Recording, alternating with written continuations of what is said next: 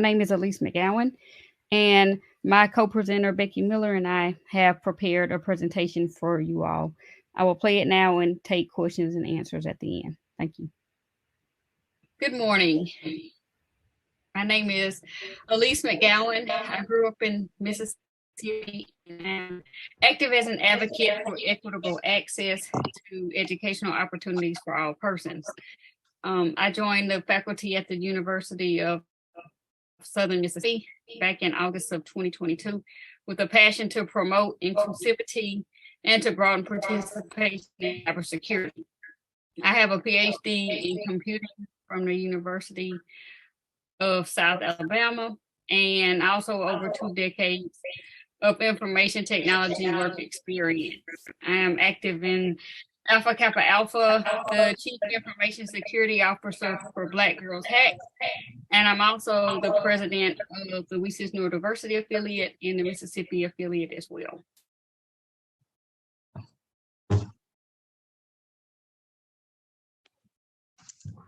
Hey everyone, my name is Becky Miller, and I'm currently a cyber risk analyst at Victoria's Secret.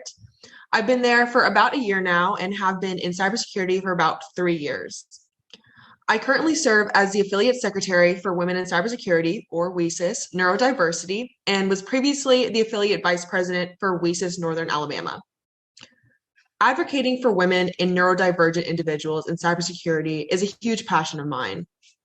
As someone who's currently in the tedious process of trying to get properly diagnosed as an adult with ADHD, I truly understand the struggle of feeling misunderstood and underrepresented.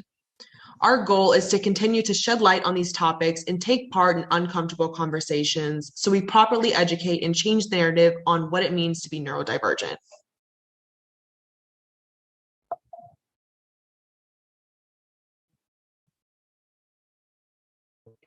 The outline for our talk will go as follows. We will have a brief introduction where we will look at the data, unemployment, popularity of pipeline programs, job types, and validate vulnerabilities. We will identify and outline flaws in current talent neurodiversity programs. Exploitation, specify how these programs fall short and what they're lacking. Find the harm that can be and is caused by companies that are not readily equipped to support neurodiversity talent. Post-exploitation, remedies and remediation, how to conduct an equity reboot and get an existing program back on track. Credentials, we will detail required steps and actions that are needed to create a sourcing and recruiting pipeline focused on inclusion.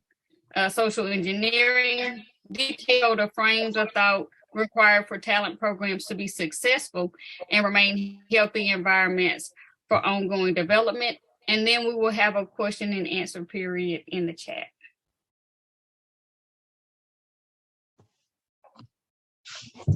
I want to quit.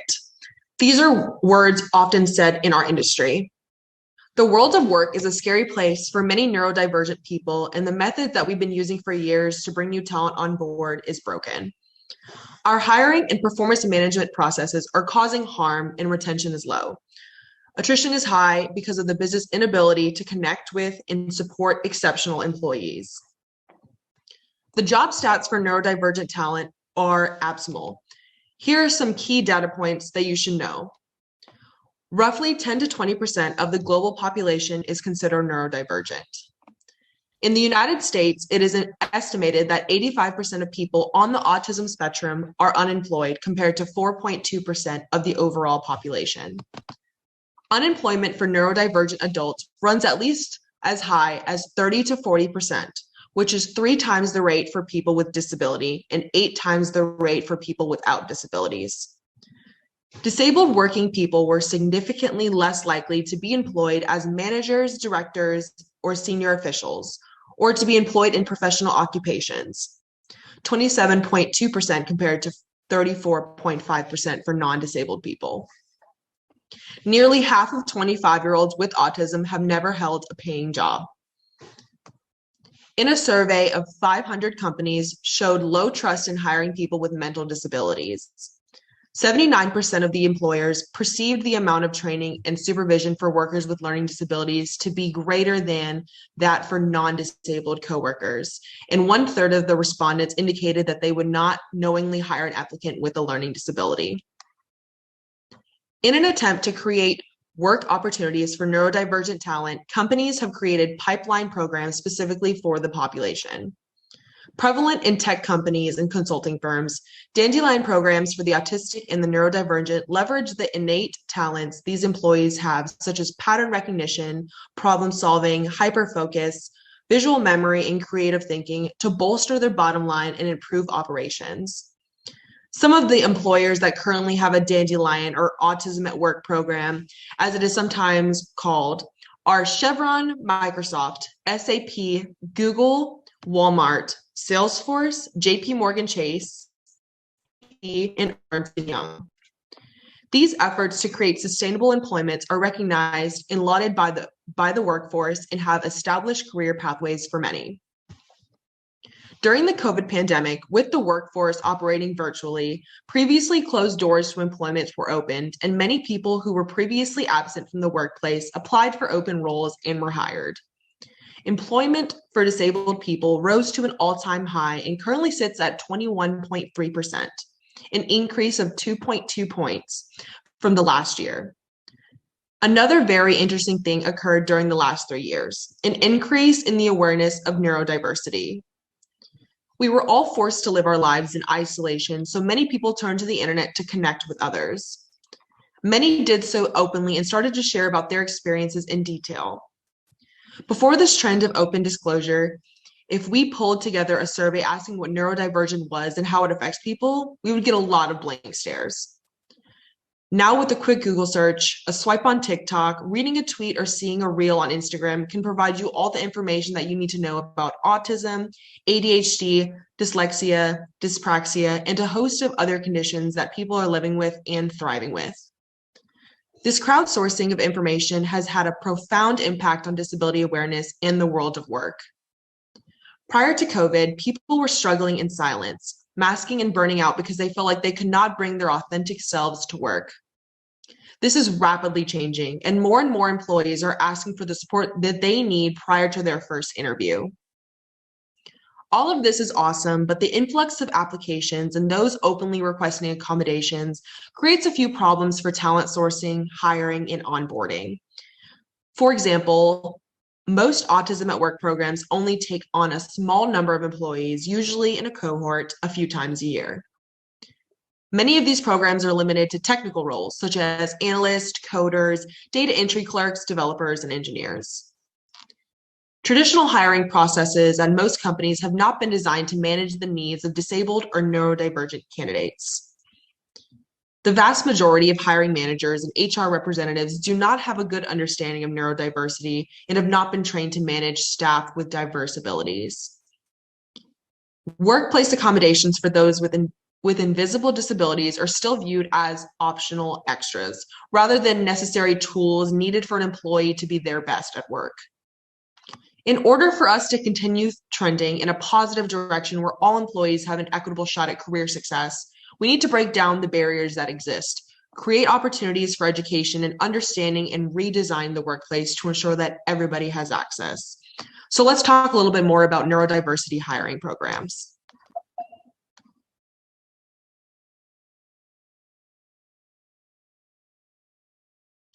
When I first heard the term dandelion used to describe employees in autistic and neurodivergent hiring programs, I was confused. Why would the name of a weed be used to describe people? The name was chosen by the initial dandelion program founder, who has said that a weed is really a plant in an unwanted place. If you take that plant to a wanted place, you'll find that it's one of the most valuable plants in nature. He said, "We are putting people in places where they are comfortable and can excel." Although this is a great concept for small yields, it rapidly becomes unmanageable. There is too much landscape and too many buds to nurture. Our best crops are underwatered. We have run out of rich soil. Gardeners are overworked, and the fruit is being left on the vine. The talent that are aware that they are neurodivergent are applying for these programs because the space within their gates is safe. They know that on a basic level, they will be accepted. These programs may have stringent acceptance criteria, may not allow for unfettered career exploration, or may even be short-term, but they are fulfilling a need in the workforce. Additionally, many of the programs were first created in countries and environments that are very homogeneous. Many of the factors impacting new talent pipelines could be controlled because candidates applying initially were very similar. Countries like Denmark and Australia have been engaged with the autism and neurodiversity communities for decades and have made a positive impact on social, educational, and employment programs in their backyards. They may fall short now here in the US by continuing to reinforce neurodiversity as an exception instead of understanding that we as a collective embody neurodiversity. Not being able to account for the variability of new candidates, not understanding the expression of different behaviors exhibited by people who are different, and not creating a support structure that exists during the entire tenure of an employee limits the success of these programs.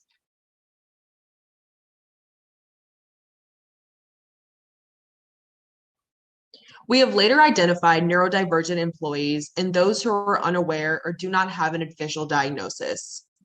They are coming into the workforce through traditional hiring processes, and if they can make it through and get a job offer, they are tapped out even before they start the job. Many of these folks are women. They are non-binary. They come from many different backgrounds and countries. They speak additional languages or may have additional neurodivergencies like dyslexia or dyspraxia. They may have had an IEP or may have received no support in school at all. Some of the best cyber talent do not have a degree, and many do not even have a high school diploma. Some may even know what they need or support or the support that is available to them. Our garden is changing. The look of autism and neurodiversity has changed and has a new face. The origin story is different. Our programs will need to adjust to this new presentation of talent so they can be engaged appropriately. Those who are currently employed in environments not suited for them are masking, and they are burning out quickly. They are engaged in unsupportive conversations at work regarding accommodations, subpar job performance, access to sick days and short-term disability, lack of accessibility, and workplace inflexibility. They are entering our doors excited, focused, ready to hit the ground running, and are exiting prematurely during dejected, jaded, and broken. They leave or are fired. Some don't even go back to work. Others remain unemployed. Unless strategic actions are implemented to communicate inclusivity, adaptability, understanding, and belonging from day one, neurodivergent talent will continue to struggle at work, continue to leave roles where they should be valued contributors, and we all will lose.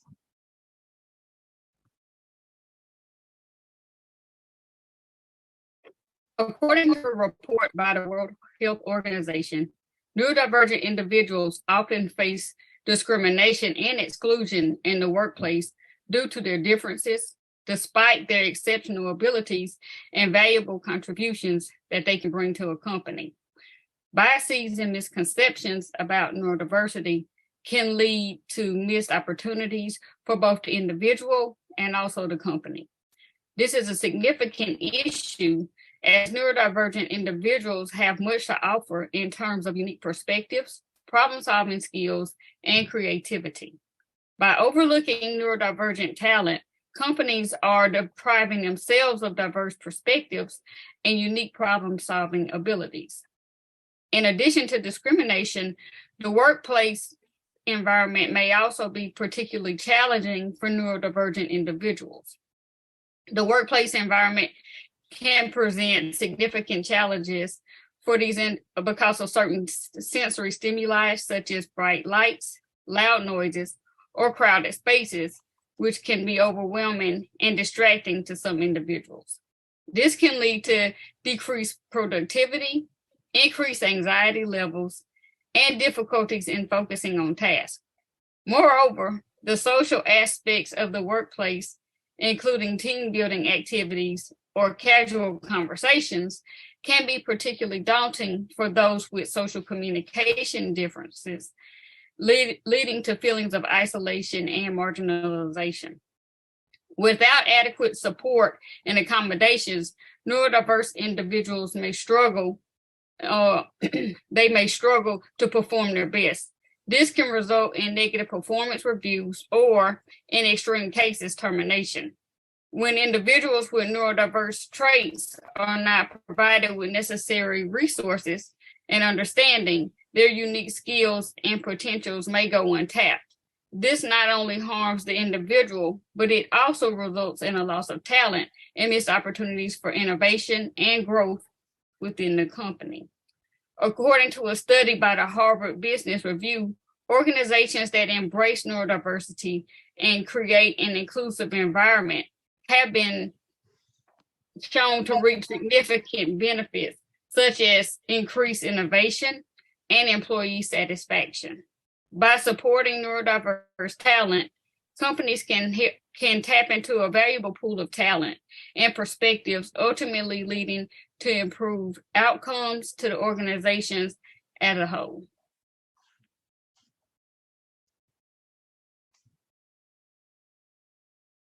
Here are 10 strategies that employers can use to create a sourcing and recruiting pipeline for cyber talent that is focused on inclusion, acceptance, and belonging. Number one, understand the why. Understanding your why makes you committed and passionate about your goals. 2, design. Don't create a vision for the program. Design is a creation which is intentional, thoughtful, and has purpose, loaded with experiences. All designs are a creation, but all creations are not design. Creation is not bound to have the human touch, but design is. Creation could be natural, developed, or manufactured.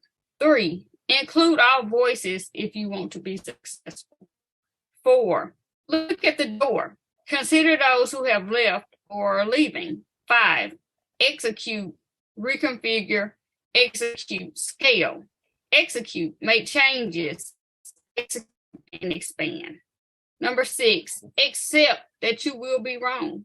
There is no one-size-fits-all program that's guaranteed to succeed. That's why it's important to apply the other strategies that are listed. Number 7, do your research. See what is and what is not working for other companies. 8, know and uphold the law. 9, have tough conversations. And most importantly, number 10, be flexible.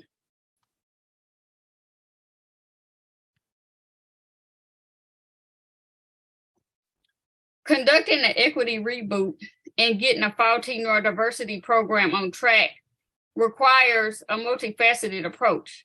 Companies must take proactive steps to educate employees and leadership, develop policies, create a support network, provide managerial training, conduct regular assessments, and seek external support. Educate employees and leadership. Start by providing comprehensive education and training on neurodiversity to employees and leadership. This can include workshops, seminars, and informational resources that increase awareness and understanding of neurodiverse individuals. By educating the workforce, companies can foster empathy, reduce stigma, and promote a more inclusive environment. Develop policies and procedures. Companies should develop policies and procedures that explicitly support neurodiverse employees. These policies should address accommodations for sensory needs, flexible work arrangements, and other specific needs identified by neurodiverse individuals. It is crucial to communicate these policies clearly and consistently to all employees, ensuring that they understand the support available and their responsibilities in implementing them. Create a support network. Establish a support network within the organization to provide assistance and resources for neurodiverse employees. This can include mentorship programs, employee resource groups, or buddy systems that pair neurodiverse individuals with supportive colleagues. These initiatives foster a sense of opportunity, provide opportunities for knowledge sharing, and offer a platform for individuals to seek guidance and support. Train managers and supervisors. Offer specialized training programs for managers and supervisors to equip them with the knowledge and skills necessary to effectively support and manage neurodiverse employees. This training should cover topics such as communication strategies, recognizing and addressing accommodation requests, providing constructive feedback, and creating an inclusive work environment. Empowering managers and supervisors with these skills will help ensure a supportive and understanding leadership structure. Conduct regular assessments. Implement a system for regular assessments of the neurodiversity program within the company. This can involve employee satisfaction surveys, performance evaluations, and focus groups specifically focused on neurodiverse employees' experiences. By collecting feedback and monitoring progress, companies can identify areas for improvement, address challenges, and continually adapt the program to meet the evolving needs of neurodiverse employees. And seek external support. Consider seeking external support from organizations or consultants with expertise in neurodiversity and inclusion.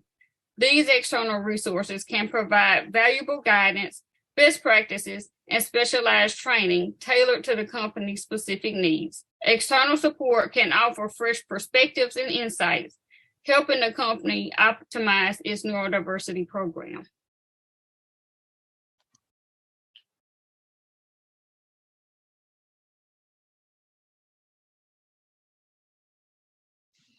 In order for talent programs to be successful, here are some best practices that we would recommend. 1. Clear goals and objectives. Talent programs should have clear and well-defined goals and objectives that align with the company's overall strategic plan. These goals and objectives should be communicated to participants, mentors, and coaches. Clear goals provide direction and purpose to the program, ensuring that it remains focused and relevant to the organization's needs. 2. Communication. Effective communication is essential throughout the entire talent program. Companies should clearly communicate the purpose of the program, the expectations of the participants, and the benefits of participation. This includes providing information about the structure, timeline, and resources available. Regular updates and feedback should be provided to participants to keep them informed and engaged, fostering a sense of belonging and motivation. 3. Inclusivity and diversity. Neurodiverse talent programs should embrace inclusivity and diversity. They should actively welcome participants from all backgrounds and experiences, creating a culture of inclusion. This diversity enriches the learning experience, allowing participants to learn from each other's unique perspectives, experiences, and strengths. Companies should ensure that the program design and activities are accessible and accommodating to diverse needs. 4. Mentoring and coaching. Mentoring and coaching play crucial roles in the success of talent programs. Companies should provide training and guidance to mentors and coaches to equip them with the necessary skills and knowledge to effectively support and guide program participants. This includes training on effective communication strategies, understanding neurodiversity, providing accommodations, and fostering an inclusive and supportive environment. Number 5, performance evaluation. Talent programs should incorporate a performance evaluation component to track participants' progress and provide constructive feedback. Evaluation criteria should be fair, transparent, and aligned with the program's objectives.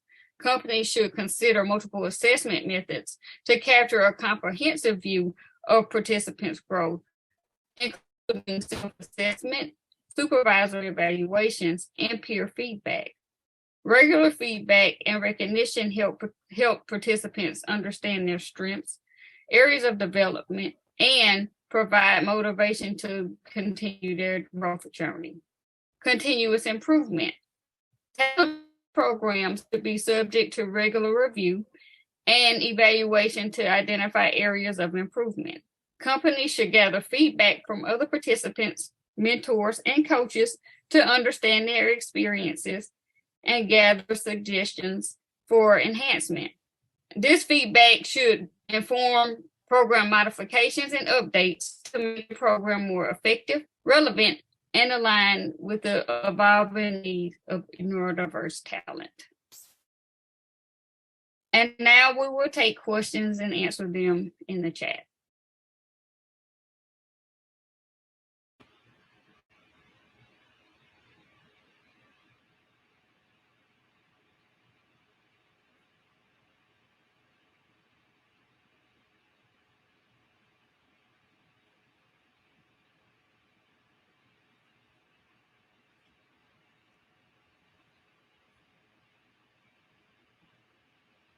Hello, are there any questions, answers, or comments for us in the chat? Thank you, Jessica.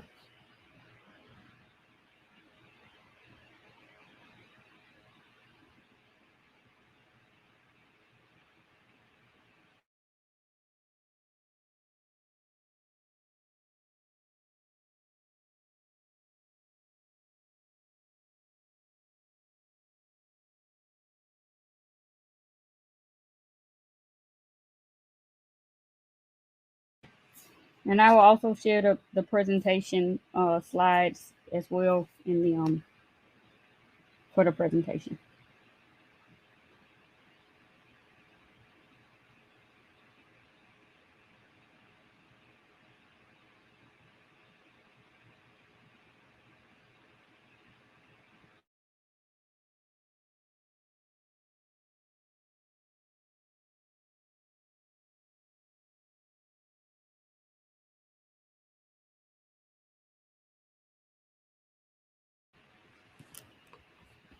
So one of the questions that we have is, I'm wondering what are ways we can implement some of the frameworks in a smaller shift, like in smaller businesses that don't already have programs intended for neurodivergent talent. And so one of the key areas to address to begin with would be looking at inclusive hiring to in your practices and actively seeking neurodivergent talent, but also structured training and support to help not only the individuals that you're hiring, but also to help management, because if it comes from the top down, it's a lot, the programs are a lot more likely to be accepted. But training for management as well as your employees about how to, what to expect and how to work alongside this with neurodivergent talent.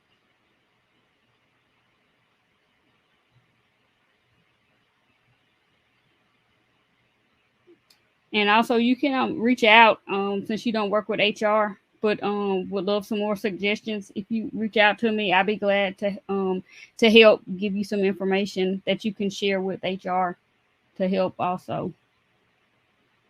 And so one of the other questions we had is, would there be space and would it be helpful to have an internal role that liaises between the employees living with neurodivergence and perhaps the manager? And yes, that would be very helpful in terms of both for the employee as well as the company as well, to have someone to kind of go between